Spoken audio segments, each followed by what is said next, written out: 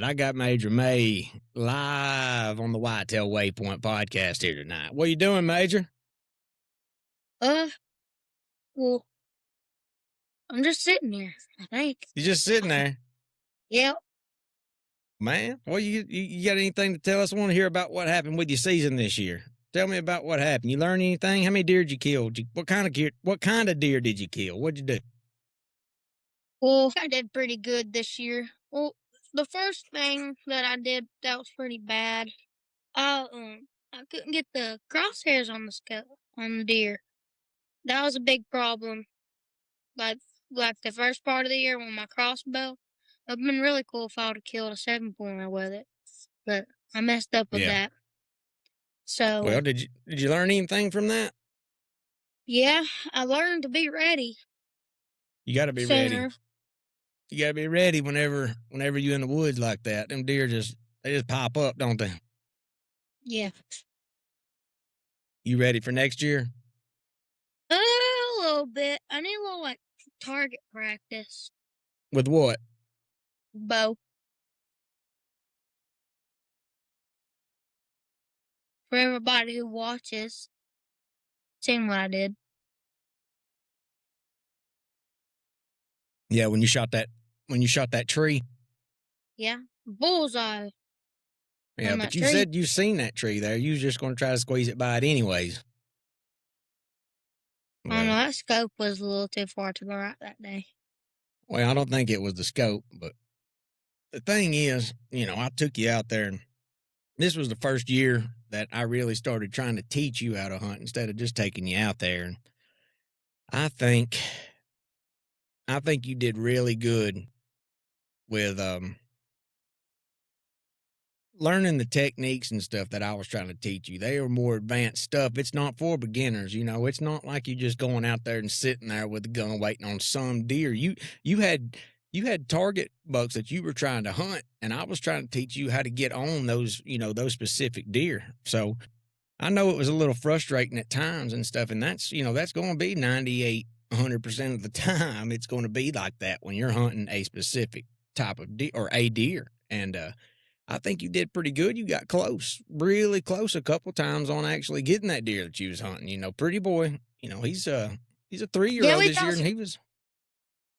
Yeah, but that's what dropped him that one time when we saw him that one night. I told you to wait, and you're like, "No, let's go." And I said, "Wait." Yeah. And then 3 minutes later, he walked in. Yeah, but we was out of shooting line. We couldn't have shot him. Is your phone? You got it turned sideways? Like, is it in landscape mode or portrait? I don't know. It's just based on Is it turned sideways or is it straight up and down? It's like this. Is it laying on its side? Yeah. Okay. Is it about to die? Probably, yeah. Can you plug it up? I don't have a charger. I had to get my office chair for this one.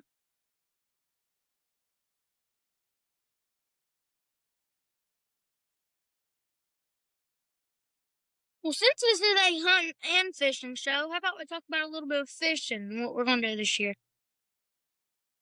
Yeah, I'll take you. I mean, you know how I am about fishing. It just don't really do anything. It's about like turkey hunting, but I like going down there by the bank, I'd like it a little bit more if every time I try to tell you something, you don't argue with everything that I say. You know what I mean? It's a little bit better if you listen to your old dad every now and then. Every now and then, you believe it or not, your dad knows a little something, something.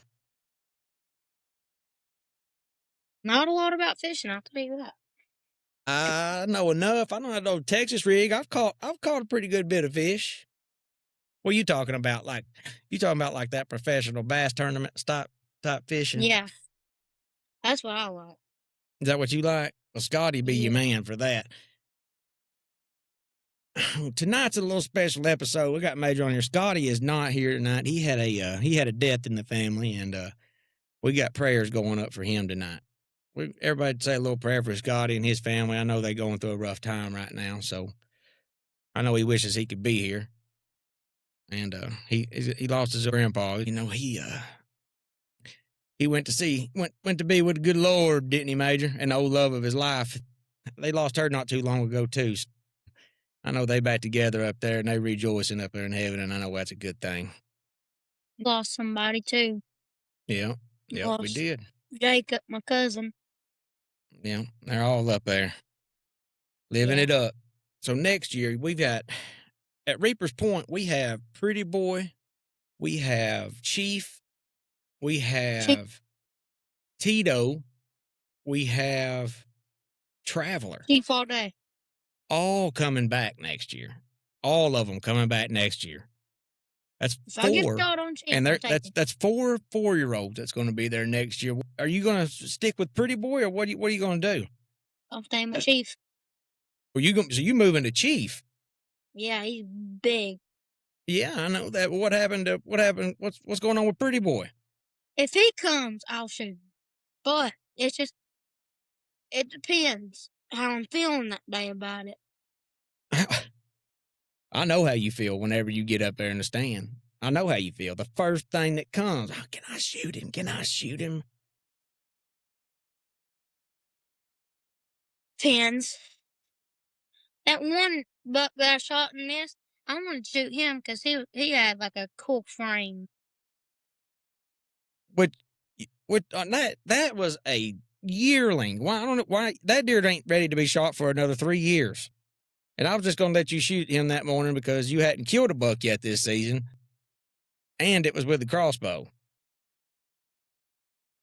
What you Yeah, got going on? All right, you good?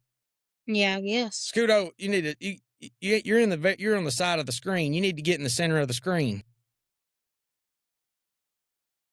There you go. Yeah, there you go. I'm looking forward to next deer season, but yeah, we'll do some fishing down here behind the house this year. I guess I'll see if you teach me anything. I'm sure you got Scotty down there going to be working with you, going to teach you a few things. If you don't, you got to Yeah, take care. You got to take care of these fishing poles though, the ones that you threw in the barn, and throw them. I the ones placed that them you in the tangled shed up. out there. I placed them in the shed out there.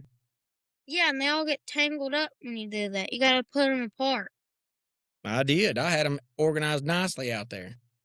I know, but the ends were so close together. I gotta cut the stuff out of it. I don't know. Honestly,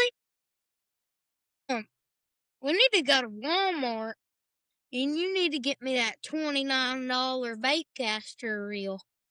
Well, yeah. Yep. Oh, well, Because this thing right here that I sit in here and work on during the day, this gets on my nerve. And I try to sit here and fix it, what is but that? I don't get it.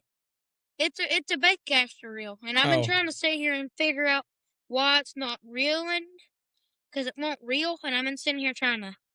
I took this apart once, and then I took all this off. I took it apart, and I can't do anything with it.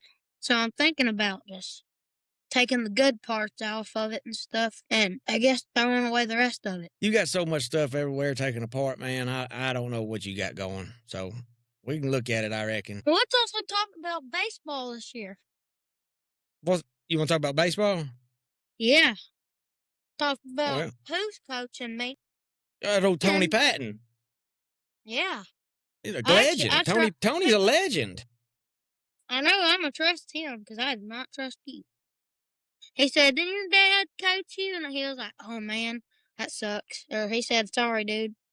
I remember him saying something about it. It was funny. Well, Tony, I'll tell you what, he can say what he wants. Tony knows when me and Luke Medley and us was playing for him, Tony had it made having players like us because he didn't have to do nothing. He just had to take it. He just had to make sure we showed up to the tournament. We beat the hell out of everybody. And I'm telling you, you come to baseball, fishing, I might not know everything there is to know about some fishing, but when it comes to baseball, and I have forgotten more about baseball than most of these people around here will ever learn in their lifetime. Did you make it to college or did you quit?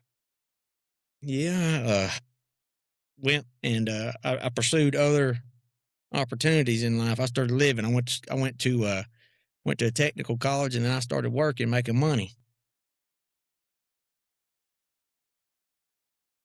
We're close to baseball season, March the 1st. Right? You got to get out there. You got to hit. You got to hit in that cage. Get on that tee. Work on throwing. I know, I was doing that. Me and Oakley went out there and practiced the other day. How's Oakley looking? he does pretty good. It's just the way he swings a bat. Like he might be doing it right. It's just the way I do it. It's kind of it's different. Yeah. And the way I mean, I throw farther than him, but I mean that's because I have a stronger arm. But also, like it's about the skill and how you throw it. Fundamentals, right? Yeah, fundamental. And I mean, How are your fundamentals when it comes to throwing? they're pretty good. I mean, I can throw a beam to him. I threw a A beam to him the beam. other day. I What's a threw beam? one. I threw one from about the front porch pole to almost the dirt over there. Really? Yeah. Baseball coming up fast, so we got to get on it. We have to get out here and work in the yard because Tony Patton ain't gonna put up with that bull crap. Better make sure you're I know. listening I to need him you to too. come out there. I need to work on throwing like far and hard. I want to be able to like get from third base to first base. I need to get that strength. You're right. You gotta be able to get it across there, but more importantly, you gotta make sure you're throwing it at least in the vicinity of the person that you're throwing to. But yeah, we're Yeah. gonna work on it. We're gonna get you ready to go. Put a salt lick out, got them cameras back up and going. So the Doze is already on it today. Start getting that work going for next season because you know In the the success summer, comes from. That's right, from the summer times when the success comes from.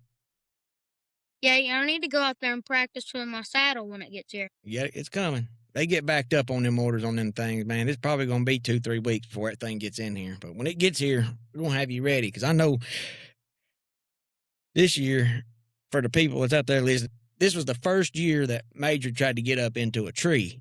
And boy, let me tell you what, that was tough. That was tough. Major's heavy. And then he kind of what you get up there, you just kind of black out, don't you? And you just kind of I don't know. You know, and I'm sitting just struggling.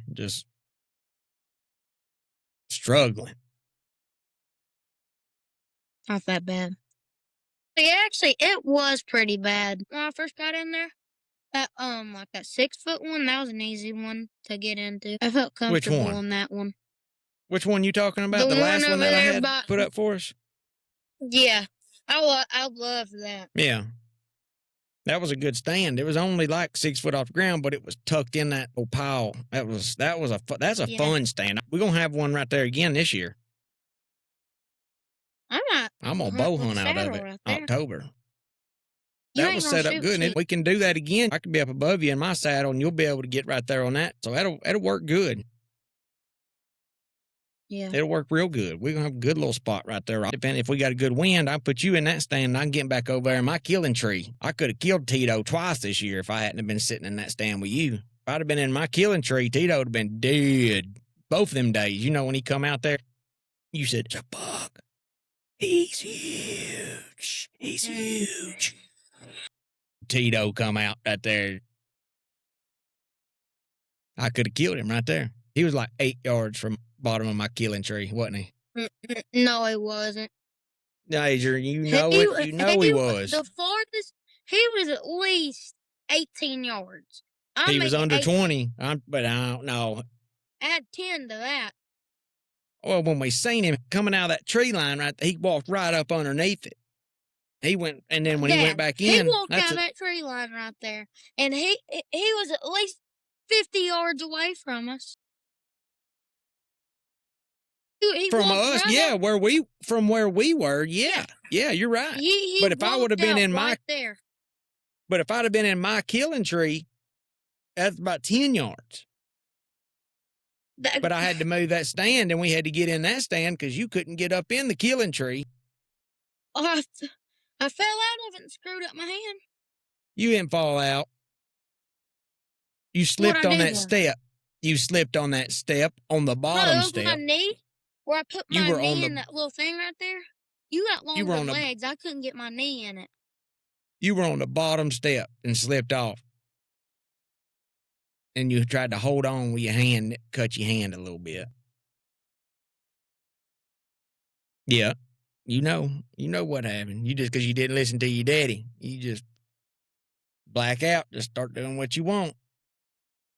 But no, man, hey, you did good. And like I said, the way I was teaching you, it's a complicated level of learning that you was having to go through, and I think you did real good. You may not think that you learned a lot. You learned more than you know. I promise you. Some of them things gonna sit in the back of your head. And like you said, I know you took from it. I always need to be ready. I can't be out there farting around, looking off into space and all that crap, But I think you did good. But next year's gonna be even better. I might even be able to get you out to Oklahoma. So, but we'll see, man. All right, Major. Well, that's gonna do it for tonight, brother. I gotta hit the hay. Hey, you hit the hay. I appreciate it. Thank you for your time. You're welcome. All right, man.